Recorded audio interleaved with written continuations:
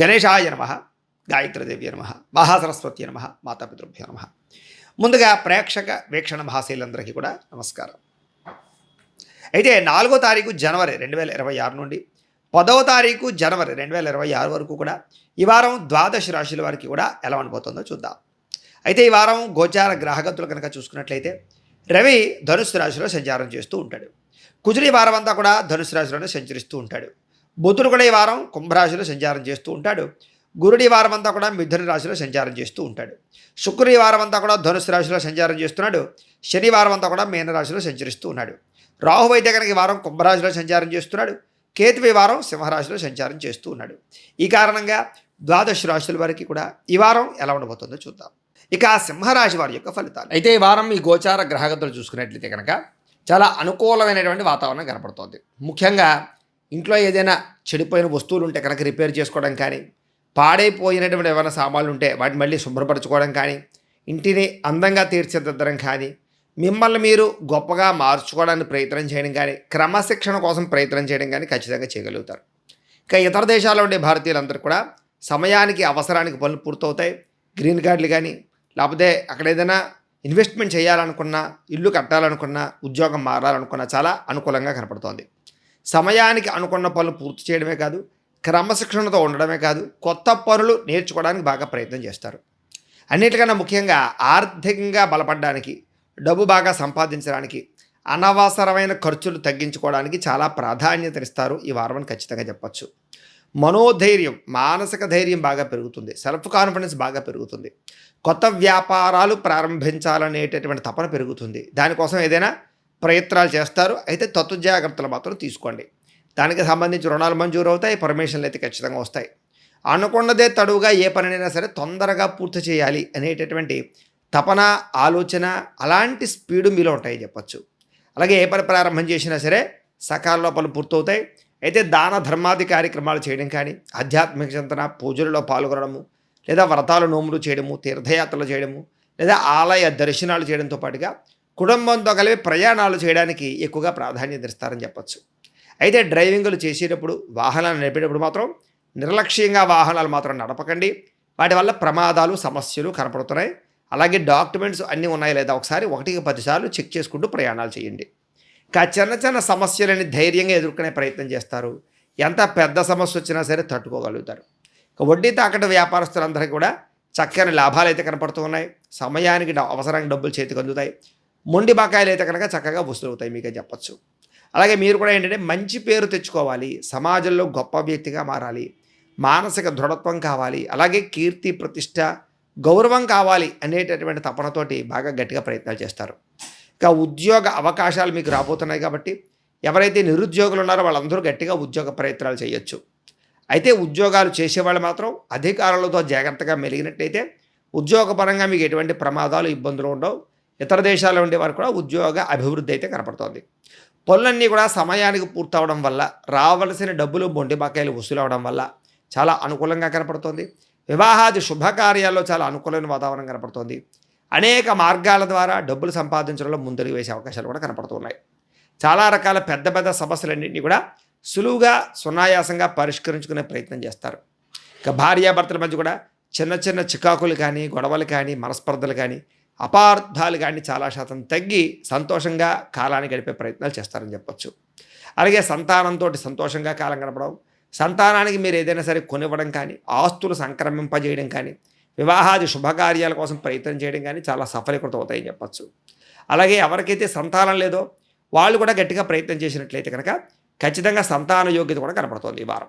భూములు కానీ, గృహాలు కానీ, బంగారం కానీ, విలువైనటువంటి వస్తువులు కానీ, వాహనాలు కానీ, యంత్ర పరికరాలు కానీ, కార్లు లేదా వాహనాలు కానీ కొనుగోలు చేసే అవకాశాలు, వాటిలలో పెట్టుబడులు పెట్టడాలు, వాటిని ఏదైనా ఎక్స్చేంజ్ చేయడాలు, మార్చడాలు కూడా మీకు ఈ వారం బాగా కలిసి వస్తున్నాయి.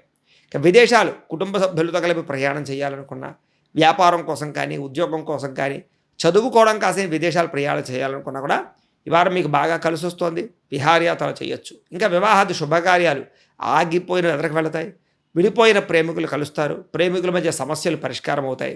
ఒకళ్ళొకళ్ళు బాగా అర్థం చేసుకోవడానికి ప్రయత్నం చేయడమే కాదు, ఇద్దరి మధ్య ఏదైనా సరే చిన్న చిన్న తగాదాలు ఉన్నా కూడా తగ్గించుకొని కలిసి ఆనందంగా, సంతోషంగా గడిపే ప్రయత్నాలు అయితే చేయగలుగుతారు. డబ్బులలో అంటే ఎక్కడ పెట్టుబడులు పెట్టాలో, ఎంతకన్నా ఇన్వెస్ట్మెంట్ చేయాలో బాగా అర్థమవుతుంది మీకు. ముఖ్యంగా ఏంటంటే కనుక పాలసీలు కట్టడం కానీ, ఫిక్స్డ్ డిపాజిట్లు చేయడం కానీ, ఇన్సూరెన్స్లు కట్టడం కానీ, హెల్త్ ఇన్సూరెన్స్లు, టర్మ్ ఇన్సూరెన్స్లు కట్టడం కానీ, ఇలాంటి వాటి పట్ల ఆసక్తి, శ్రద్ధ బాగా పెరుగుతాయని కూడా చెప్పచ్చు.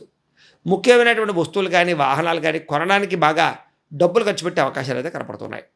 ప్రేమికుల మధ్య కూడా ప్రేమ, అనురాగ, ఆప్యాయతలు, ఇష్టాలు బాగా పెరుగుతాయని చెప్పచ్చు.